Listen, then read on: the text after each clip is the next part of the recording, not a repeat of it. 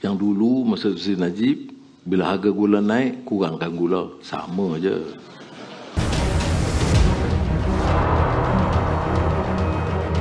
Apa yang akan Datuk Seri lakukan untuk bangkitkan semangat, selesaikan masalah-masalah rakyat itu sekarang dan pastikan negara kita bergerak di landasan yang betul dengan politik yang stabil, ekonomi yang kukuh, rakyat yang sejahtera.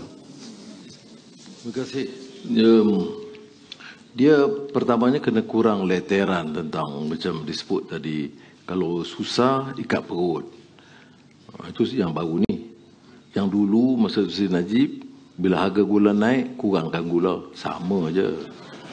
Tapi sebab itu matlamat kita adalah untuk memberikan keyakinan kepada mereka bahawa orang politik atau wakil mereka itu harus berdepan dengan proses pertanggungjawaban yang benar. Mesti berikan ruang untuk ada laporan pendapatan mereka, hasil mereka, kekayaan mereka, projek yang diperolehi, komisen yang diperolehi. Jadi bila ada keyakinan itu, kalau kita beri arahan kepada mereka cadangan, mereka akan lebih peka dan bersedia untuk memberikan dukungan. Betul ada proses pilihan raya baru-baru ini, tapi kita lihat, ya, tidak pernah berlaku dalam sejarah bahawa sebahagian besar daripada rakyat itu sudah mual dengan politik. Kerana seperti mana disebut, ya, percaturan begitu. Jawapan bagi kawan-kawan sebelah sana, oh kita nak politik yang stabil. Tapi soalan yang harus dijawab itu adalah stabil untuk apa? Stabil untuk teruskan kerja seperti yang lama? Stabil untuk memunggah kekayaan?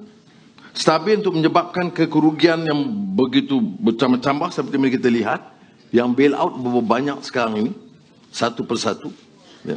Sudah mencecah 340 bilion wang dana kerajaan untuk itu. Ya. Itu kestabilan politik itu adalah untuk memberi dukungan dan kepada rakyat. Dan ini kena dasar yang jelas.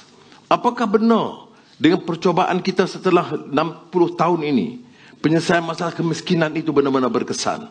Saya jawab, kita harus adakan keanjakan. Ini yang diberikan kemudahan macam cash is king ni, ini dependency syndrome. Apa dependency syndrome? Sindrom ketergantungan bagi kepada orang miskin supaya dia akan berterima kasih, berhutang budi dengan kita supaya dia sokong kita. Bukan untuk memerdekakan dia. Ini teori ekonomi yang penting oleh Samir Amin. Dependency syndrome. Kita harus ada target untuk membebaskan rakyat dari belenggu kemiskinan. Jurang kesenjangan itu pun serius. Bukan nak ambil satu angka-angka yang sepintas lalu. Ya, bahawa masalahnya serius dan lebih serius di kalangan desa, pendalaman Sabah dan Sarawak dan di kalangan orang Melayu. Bahawa di kalangan orang Melayu ini, kesenjangan di antara orang Melayu sendiri sangat lebar. Di antara yang paling kaya, yang Melayu yang paling kaya dengan Melayu yang paling miskin. Begitu juga yang keduanya China, walaupun rendah kadar kemiskinan 15% dan India. Tetapi kesenjangan di antara di kalangan kaum Melayu itu juga tinggi. Dan ini harus kita tangani dengan baik.